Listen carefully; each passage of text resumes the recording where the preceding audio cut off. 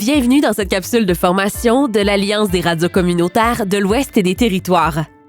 Cette capsule s'intitule « Les éléments à toujours avoir en tête lorsqu'on fait de la radio ». Cette vidéo vise à vous outiller afin que vous puissiez profiter au maximum de votre expérience dans la radio communautaire à laquelle vous contribuez. Devant le micro. Contribuer aux stations de radio communautaires de l'Ouest et des territoires vous amènera certainement à travailler en studio de mise en onde. Il s'agit du lieu où la magie opère, l'espace où la majorité de ce qui est diffusé sur les ondes se déroule. Par conséquent, il est primordial d'être vigilant et de faire preuve de précaution lors de son utilisation. Tout d'abord, lorsque vous êtes devant un micro, allumez le bouton de votre micro et montez la ligne de la console ou fader seulement lorsqu'il est temps pour vous de parler en ondes. Pour être certain de ne pas commettre d'erreur, assurez-vous de toujours couper le micro et d'abaisser le fader après avoir parlé.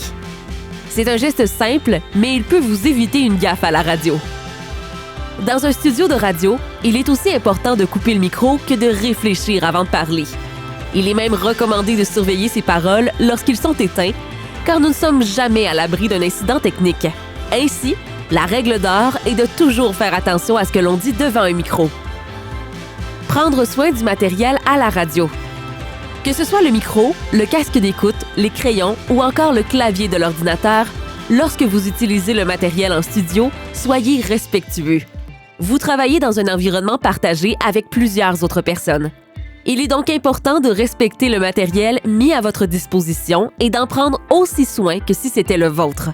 Par exemple, lors de vos interventions, vous utilisez les écouteurs mis à votre disposition. Utilisez-les avec précaution, évitez de trop les étirer pour ne pas les casser et assurez-vous de les laisser dans le même état que vous les avez trouvés. La même règle tacite s'applique à tout le matériel. La console et l'ordinateur. La console fait partie intégrante du studio de radio. Elle est même au cœur de son fonctionnement. Il est primordial d'allumer les boutons requis au moment voulu et de les éteindre après avoir terminé.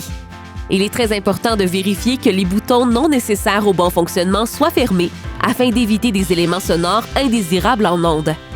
Par exemple, s'il y a une entrée de la console pour des éléments sonores ou encore une entrée pour l'ordinateur Internet, assurez-vous de bien baisser les faders et de fermer les boutons. Attention par contre de laisser les faders de diffusion de programmation au niveau convenu et ouvert. Utilisez donc les entrées de la console intelligemment et avec précaution lors de votre émission à la radio. Sur la console, vous trouverez les boutons permettant de contrôler le volume des haut-parleurs et souvent celui des casques d'écoute. Ne soyez pas gênés de les ajuster à votre convenance lorsque vous vous installez, tout en vous assurant de maintenir le volume des haut-parleurs à un niveau décent, autant pour ne pas déranger les autres personnes au bureau que pour ne pas les endommager. Lorsque vous quittez le studio, il est d'autant plus important de diminuer le volume s'il est élevé pour ne pas incommoder les commerces ou résidents autour. Pour ce qui est de l'ordinateur pour les recherches Internet, il est à votre disposition lors de votre émission à la radio. Vous pouvez l'utiliser pour effectuer les recherches nécessaires au bon déroulement de votre émission, pour aller chercher de l'information des médias locaux ou encore pour trouver des faits intéressants sur les artistes que vous jouez à la radio. Il est en studio comme outil de travail, alors ne vous gênez pas pour l'utiliser. Puisqu'il s'agit d'un ordinateur commun, en quittant, déconnectez-vous de vos comptes personnels et fermez les onglets que vous avez ouverts. En terminant votre émission dans la radio à laquelle vous contribuez, remettez tous les éléments que vous avez utilisés à leur place.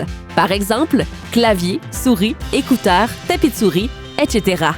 Prenez soin également de jeter et trier les papiers ou journaux que vous avez utilisés. Gardez en tête que lorsque vous quittez le studio, il doit être dans le même état que lorsque vous êtes arrivé. Il s'agit d'une règle facile pour permettre à tous d'apprécier leur passage à la radio. Contrôlez les facteurs externes nuisibles. En tant que collaborateur auprès de votre radio locale, vous pouvez optimiser la qualité et l'aspect professionnel de votre participation. La première des choses à faire est de contrôler les facteurs externes.